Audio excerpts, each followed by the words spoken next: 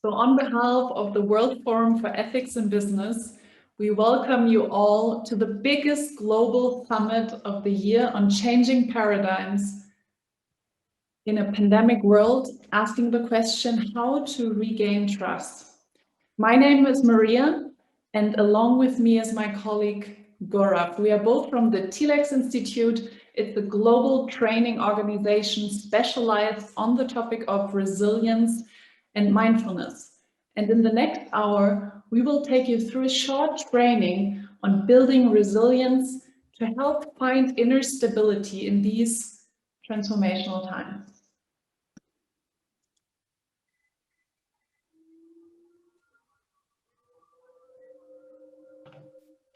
So what will we cover in this session? We look at what does resilience mean? Is it something inherent or can it be developed? We'll share with you the TLEX thinking on the 4 key dimensions of resilience. We'll take you through a self-assessment on resilience, and also towards the end, share 3 practical tips that can help enhance your resilience. To make the most of the session, we invite you to have a pen and a paper. Also, please feel free to tweet, like, and ask your questions on YouTube and Facebook channels.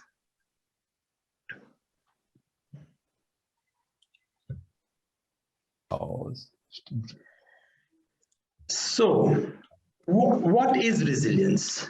Now, if you look at the origin of the word resilience in Latin, it's called resilere, or to jump back or bounce back in adverse situations. And at the same time, being able to stay optimistic and confident when the times are ambiguous. Now in psychology, simply put, our resilience level determines our response to a stressful stimuli. Whereas in sociology, it is the ability of societies to cope with external disturbances. Today, with the pandemic, we are probably experiencing the biggest external disturbance of our lifetimes. So therefore, looking at what is happening today in our world, how can we develop our resilience? It would be interesting to just look back and just see our own experience of tough times and how we have dealt with it. Can you remember any experiences in your life where it was a very negative, difficult experience and it almost felt unsurmountable?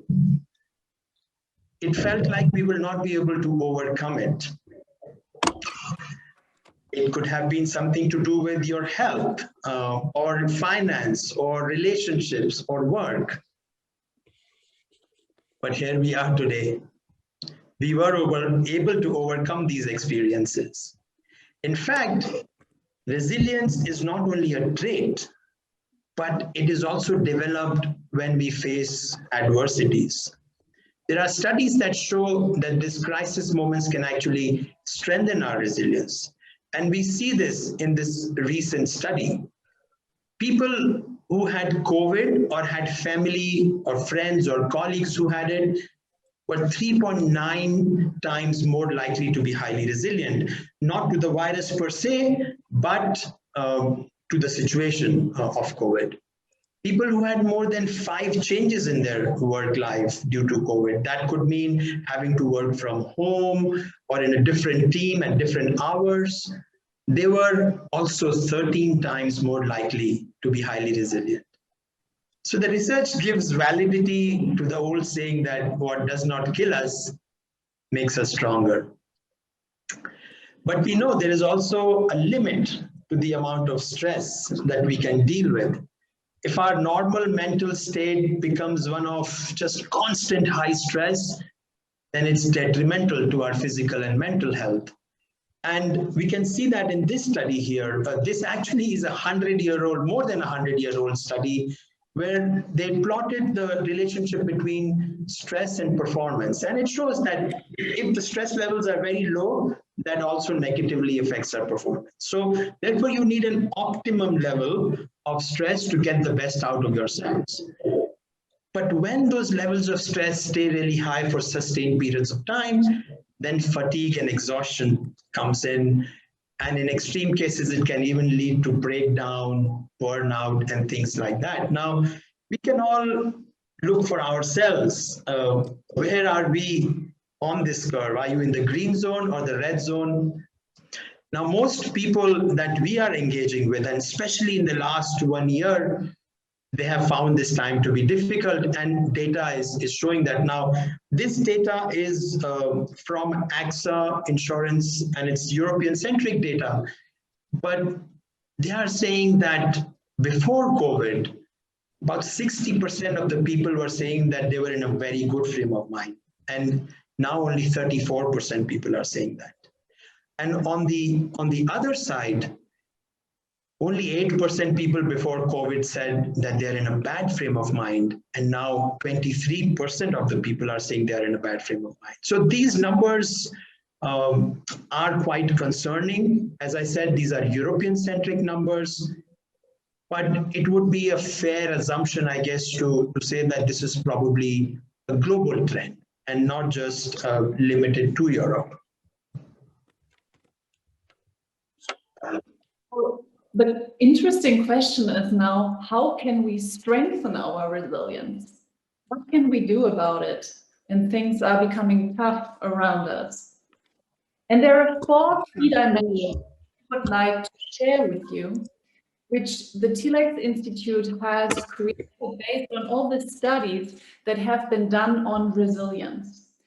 So there are 4 main dimensions, and the first one is the mental dimension. The second one is the physical dimension, which leads to resilience. The third one, the social, and the fourth one, the purpose. Do we have a sense of purpose in our life?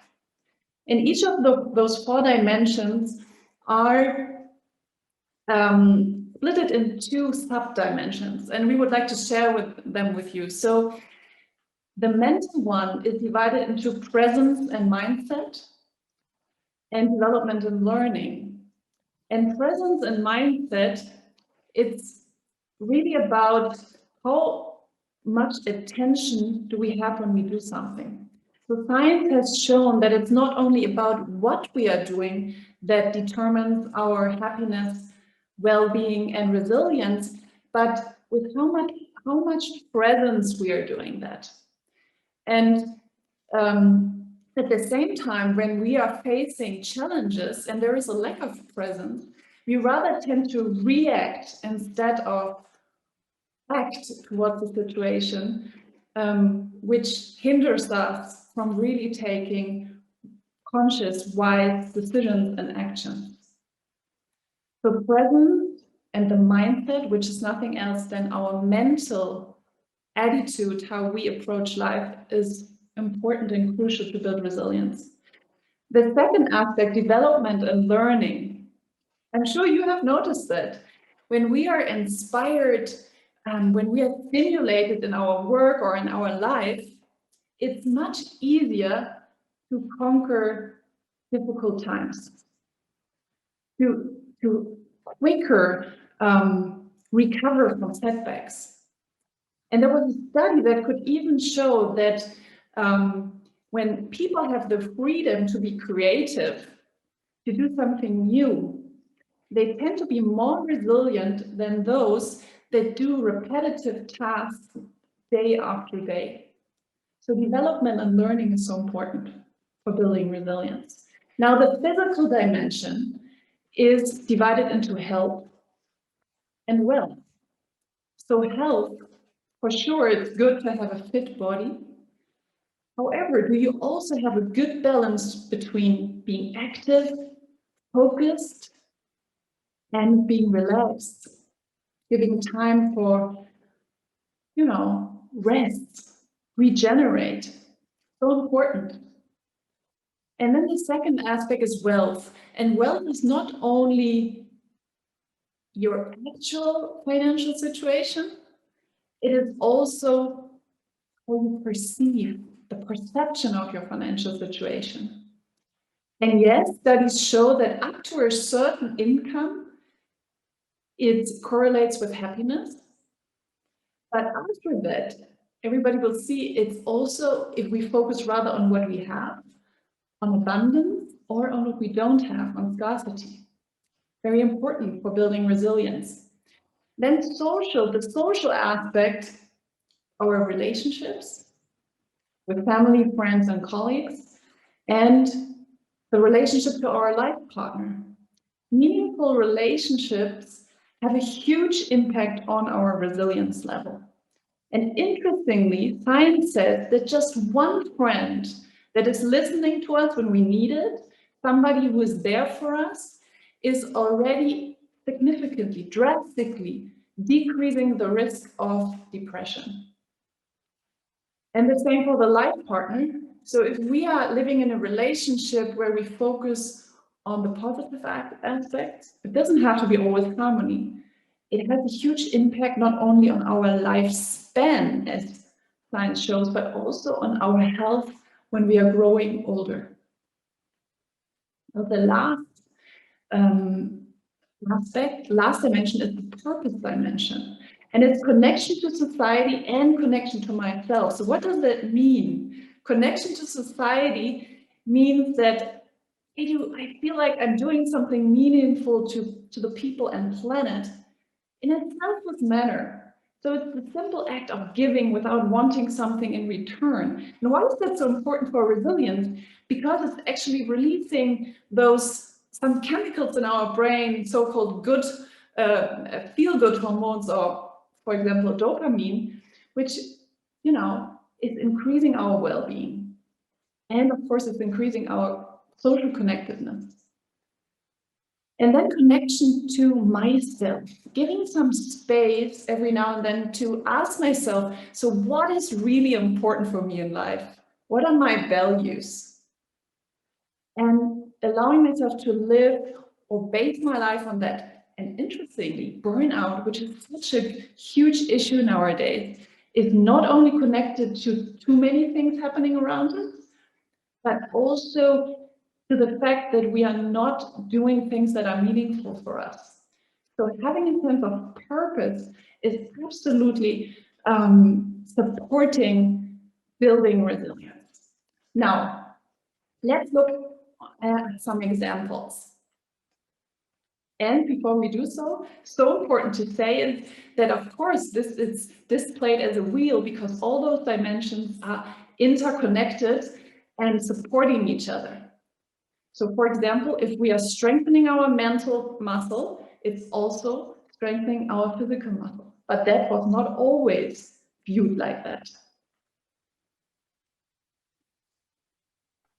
Thank you, Maria. That was very interesting.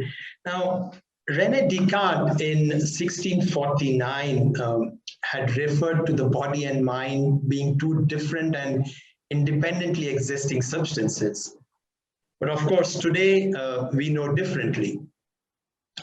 Now, this is a research by a professor from Harvard,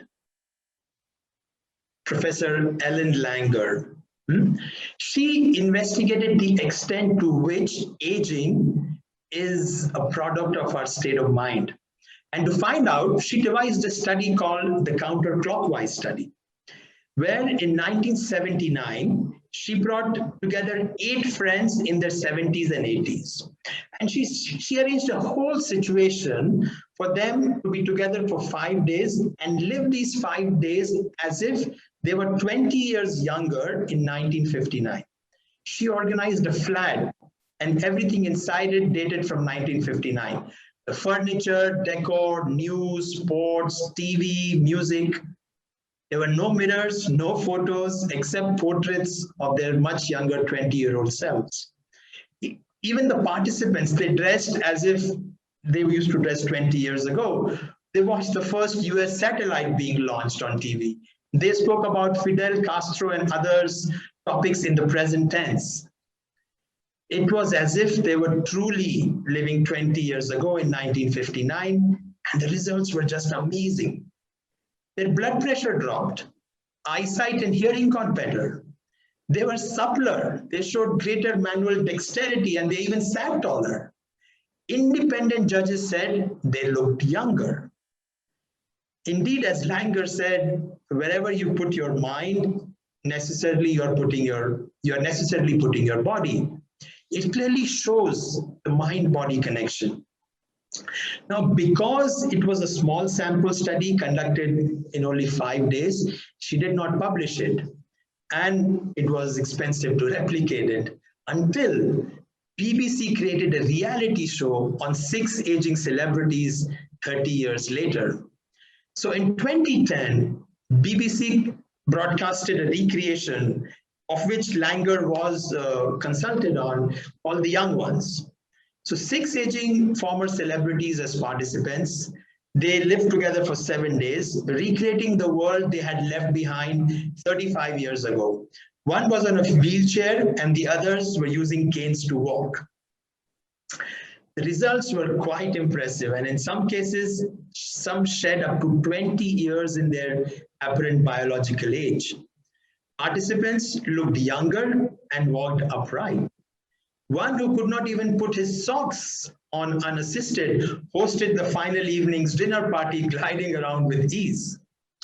And one who sat on a wheelchair walked out of this show with walking with a cane. So what can this study teach us?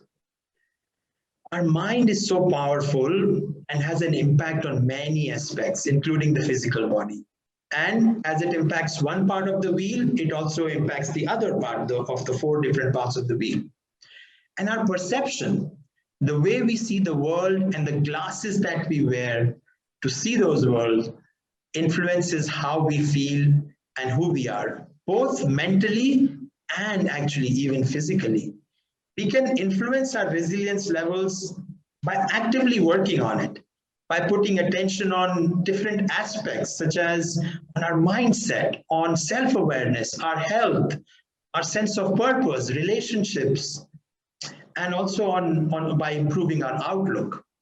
So now we look at some practical ways of developing the resilience in an everyday basis. So as I promised you upfront, we are going to share with you 3 tips. The first tip is to take time to look into our lives. Just take a step back from a balcony, watching our own lives. Now, today we speak a lot about the idea of agility and that being one of the key skills. And agility, one of the big parts of agility is the ability to step back and re-engage with more insight, wisdom, energy, and dynamism. So now what we will do is that we will look at our own life using a tool which TLEX has developed called the Wheel of Life Assessment. Now, the thing is that science says that most of our actions are quite routine actions, which happen without much thinking. Hence, it is good to just reflect on our life from time to time, and this tool will help us to do it. So what the tool will do, it asks us to observe each of the 8 subdimensions that Maria had mentioned earlier and rate our level of satisfaction for each. The assessment also provides a visual representation of our resilience status quo, as well as the gaps between where we are today and where we would like to be. So in a moment, we will share with you a website where you can go to do your own little resilience assessment. And just to give you a little bit of support, how this is going to look like, as Gaurav just said, we will look at the 8 sub-dimensions from this resilience wheel, and you will get 4 answers for all of the 4 sub-dimensions, which you can rate between 1 and 10. So just to give you an example, starting with presence and mindset, the question could be, how satisfied am I with my ability to be mentally present with what I'm doing? Now, it's not about how it should be or somebody tells you to be, but it's really about asking yourself, am I satisfied with my ability to be mentally present when I'm in activity or when I'm listening to somebody? And then you can rate 1, no, I'm not happy at all with it, or 10, I'm really satisfied, or something in between. And like in this manner, you will answer all the questions. Now, before I'm showing you the link, after you have rated and after you have assessed yourself, your results will be displayed like this. So on the right side, you will see the expression of the 4 dimensions, how they are right now, because tomorrow they could be different. It's a really agile assessment. It's not like that forever. And on the left side, you will see the expression of the 8 subdimensions, how they are right now in your life. So how to get there? You go to telexresilience.com or you take a picture of the QR code. Give me some time for that.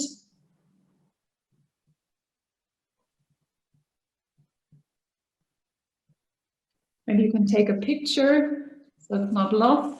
And then we will give you 8 minutes. We'll play a little fun music for you. And you can fill in your question, your answers. If you don't manage to be ready in 8 minutes, that's totally fine. You will just continue later on. We will continue here in 8 minutes. Enjoy watching your live from the balcony. See you.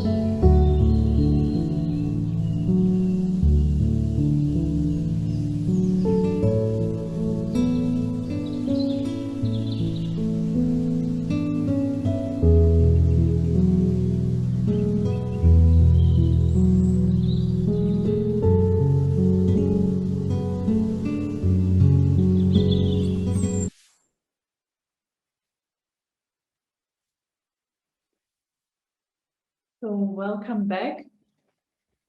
We just got a message that for some of you it was not working. In that case, please send us a message and we will take care that you can do this assessment later on.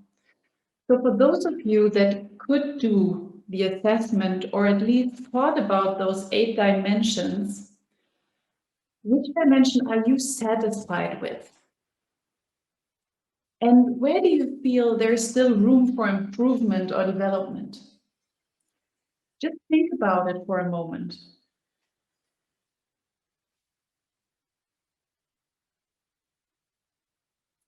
And then if there is something where you feel, yes, this is really something I want to change and I also can change it, then we would really want to inspire you to just do it. Because they're not often the luxury to really take a couple of minutes to think about our life like that and really take time and assess. And for sure, there are also areas in your life when you think about it, when you just reflected upon it, where you feel like, I want to change something. But to be honest, I can't in the moment. I can't. There are other people involved, situations, the COVID situation we are in. And here we would like to invite you to think about the tool of acceptance. Now, often we are asked, Mom, we should accept something we cannot agree on. See, often acceptance is seen as the same thing than agreeing with something or being passive. But in fact, it's just the opposite. It's just often the missing piece between being aware of something we want to change and actually doing something about it. Because in the moment we accept something we cannot change today, we might be tomorrow, suddenly that inner peace that comes up gives us space for creativity. Because often it's not the thinking we are involved right now or that created the problem that will come up with a new solution. So our invitation is to, if there is something you can change, just do it. You're really worth it. And if it can be changed in the moment, to try out that tool of active acceptance. Now, we would like, and we said that in the beginning, invite you for 2 more tips. And the second tip is related to the physical aspect. Now, why is it so important to move our body? And we will do that actually now, because there is so much sitting. I don't know how it's for you. I'm sitting so much more now in these days. So for many of us, especially in the home office, but also for those working at the screen, sitting time has increased, right? Everything is happening in front of the computer. Now, you might have heard that sentence, sitting is the new smoking. And why am I saying that? Because prolonged sitting, as studies have shown, are linked with health concerns such as heart disease, cancer, depression, diabetes, and obesity. But what does prolonged sitting mean? It means sitting more than 6 hours per day, in average. I'm sitting more than 6 hours a day, to be honest. And I'm here in Germany. I don't know in which country you are right now, but here in Germany, at least, the average person is sitting 7.5 hours per day. And prolonged sitting is associated with 19% higher rate of death.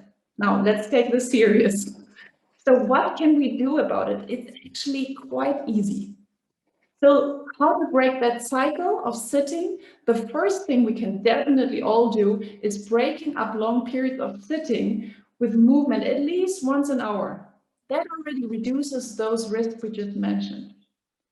And that could be that you put an alarm, or, you know, if you are working on the computer, maybe that could be your transition between meetings, and we don't have to, you know, engage in a lot of sport activity.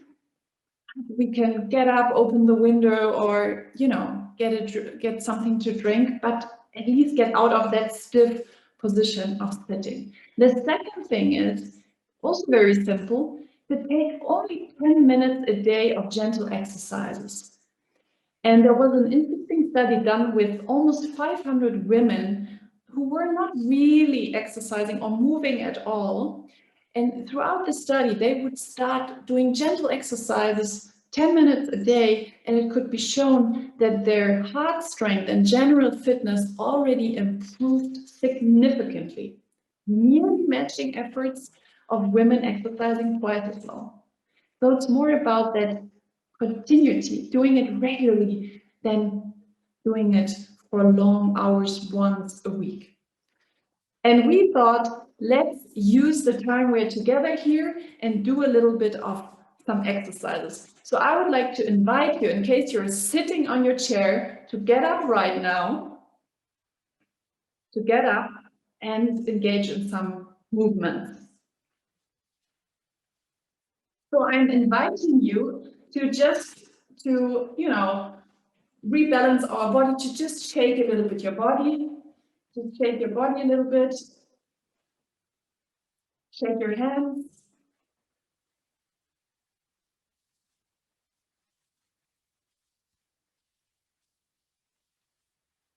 Shake your body. Very nice. You can bend your knees a little bit and just do a little bit of movement that just feels right for you in this very moment.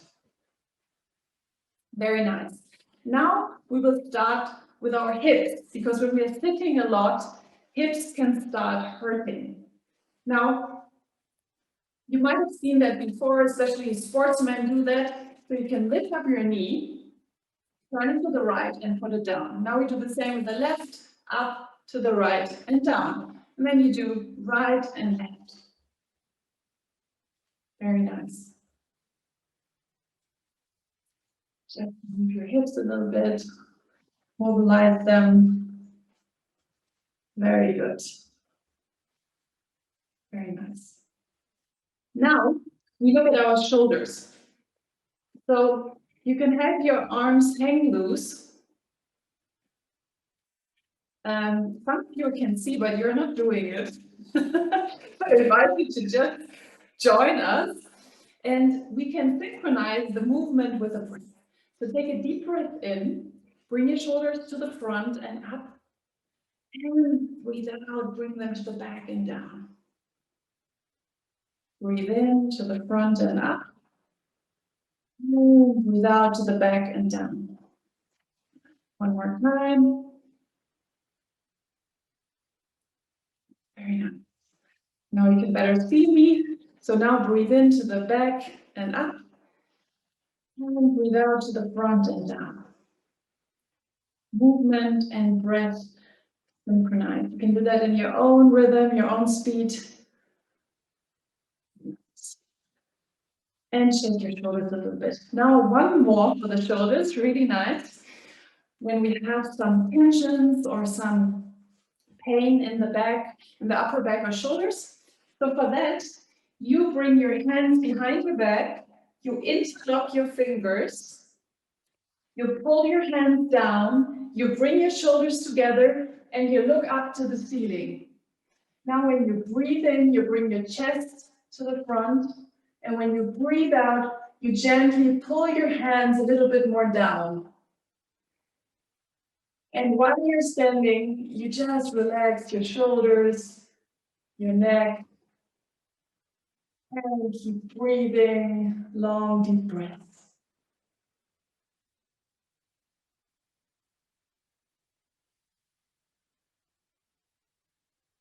One more deep breath in, and breathe out, release your hands, bring them to the front, and for a moment, I invite you to close your eyes and just observe your whole body.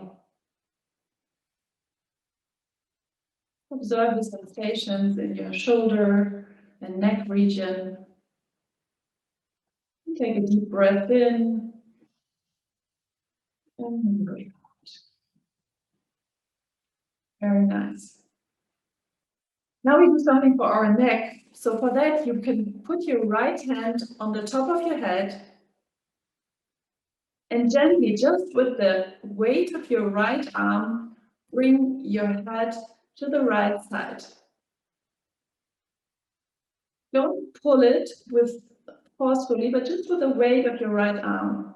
You can close your eyes if you want. And take some long, deep breaths in and out.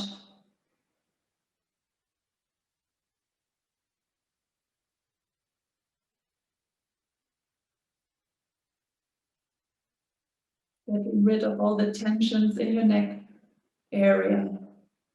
Now take a deep breath in and breathe out. And gently put your back to the center. Now change the hands. Left hand on the top of your head. And with the weight of your left arm, gently bring your neck to the left side, your head to the left side. Make sure your right shoulder is very, very relaxed. Again, if you'd like, close your eyes and just observe your breath and your neck region. Enjoy the stretch of the right side of your neck. Take a deep breath in And out. Bring your head back. And almost 10 minutes. Now let's see what we have left. So now it's really good to also rebalance our spine. So our spine is responsible for us being, standing upright also when we're getting older. So it's important to move it to all the directions. Let's start with the forward and backward bend. So bring your hands behind your head, interlock your fingers. And now breathing in, you bring your elbows back, you look to the ceiling, chest out.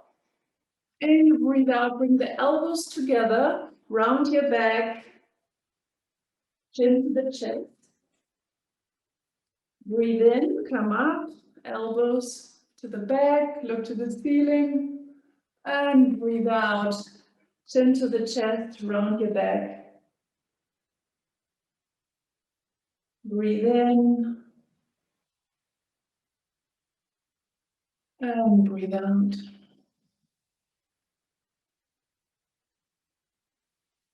Breathe in. Now stretch up your arms, come on your toes, and breathe out. Very nice. Now we have done this kind of movement with the spine. Now we're going to twist it. So for that, bring your right hand on your back, left side, and your left hand on your right shoulder. And now take a deep breath in, straighten your spine, and breathe out, turn to the right side.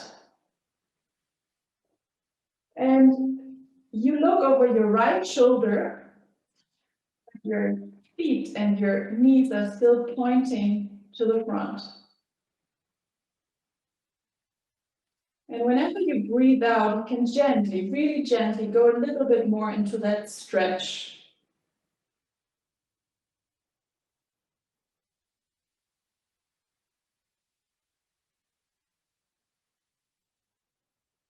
Now take a deep breath in and breathe out, gently come to the front. We do the other side.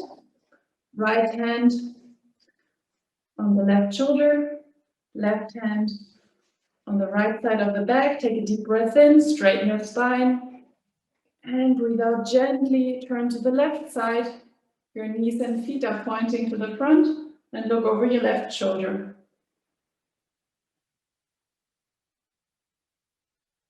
And again, with every exhalation, you can go a little gently into your stretch.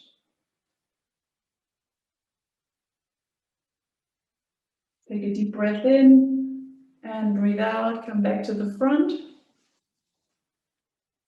Very nice. Now take a deep breath in and out. So we are coming to an end of this physical exercise. I hope you enjoyed moving and stretching your body a little bit. And now we will look into the third and last tip to increase our resilience with Gaurav.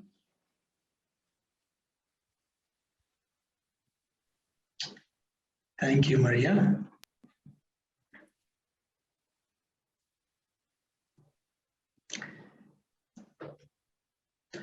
So yes, we will look into this tip, which is on the mental dimension, which is to train the presence muscle. Now, why is the need to train the presence muscle?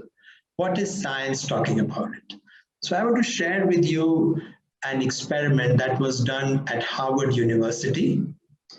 And in this experiment, about 15,000 people were given an app. And the agreement was, as part of taking part in the app, that whenever the app would ping them, they had to stop whatever they were doing and they had to answer 3 questions. And the 3 questions were, first, how are you feeling right now? So from very bad to very good. Second was, what are you doing right now? So there were a list of 22 activities and they had to choose from that. And the third was, are you thinking of something else other than what you're doing now? And a wide range of data. As you can see from here, a large variety and range of data was collected for this experiment. And what they found out as a result of this was very interesting.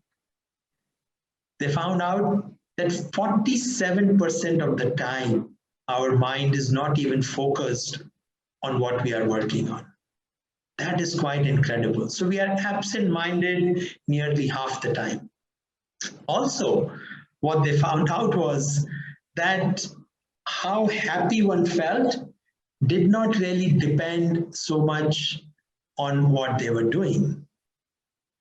Rather, what predicted people's sense of well-being and happiness was their attention, their presence. And hence, since presence, the mind in the present moment can be a source of bringing greater joy in our life, and as a result, also making us more resilient, that presence muscle becomes an important one to develop. So we are going to do an exercise which is called the basket technique. Now for this, I will invite you to just please close your eyes. Sit comfortably, close the eyes.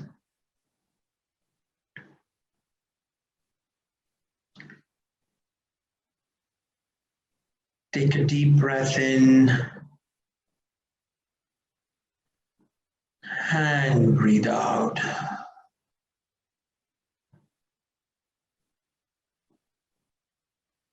Take another deep breath in and breathe out.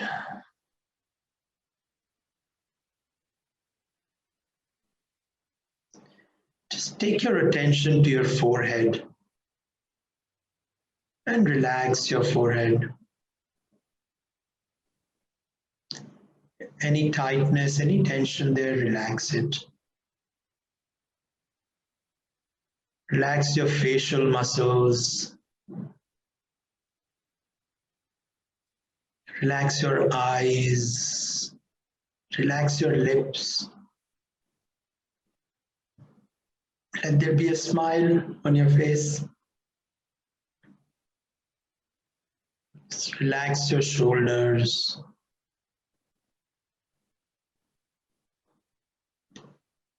Take a deep breath in. And as you breathe out, just relax your whole body.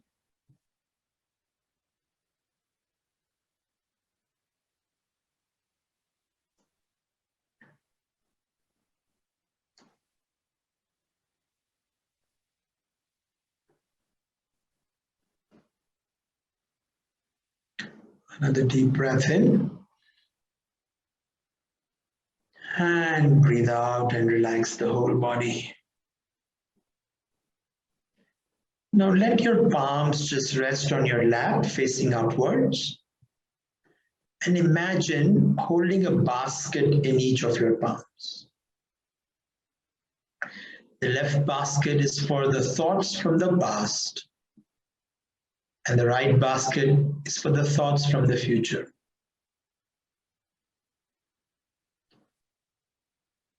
Now take your attention to your thoughts.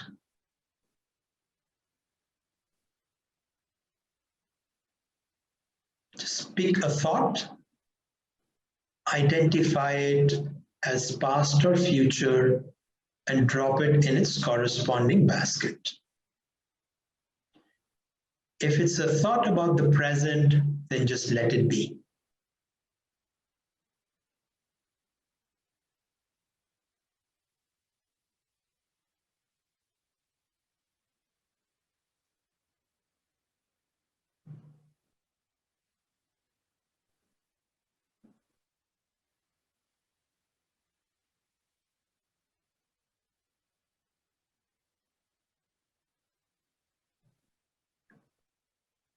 And search for the next thought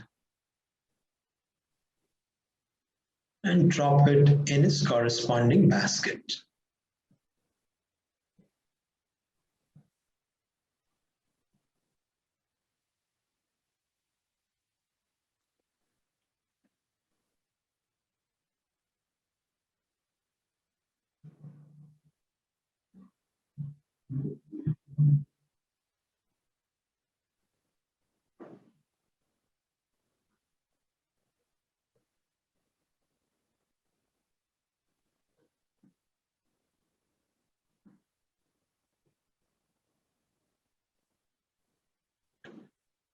And continue doing that.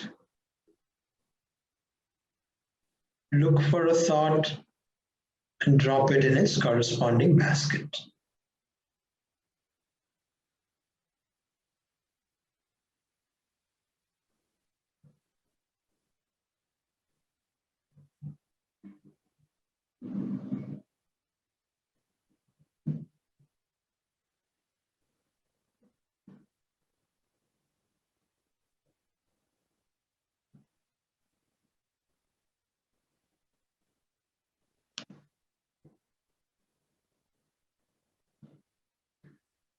For the next 2-3 minutes, that is all we are doing. Looking for thoughts and dropping them in their basket.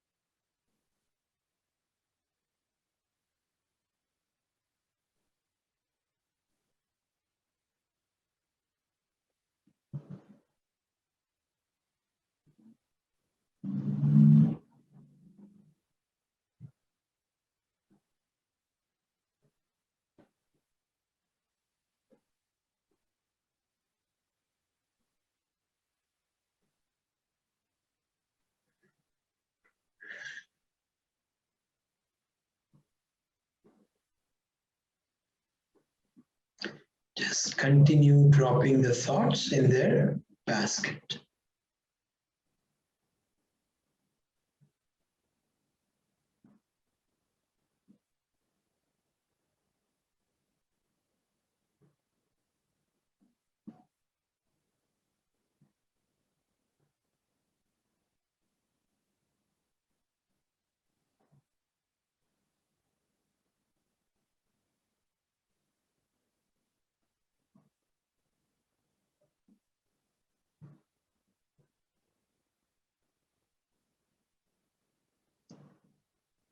Take a deep breath in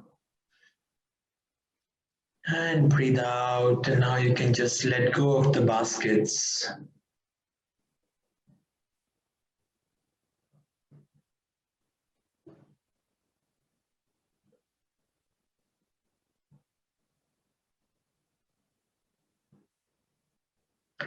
And when ready, we can open our eyes.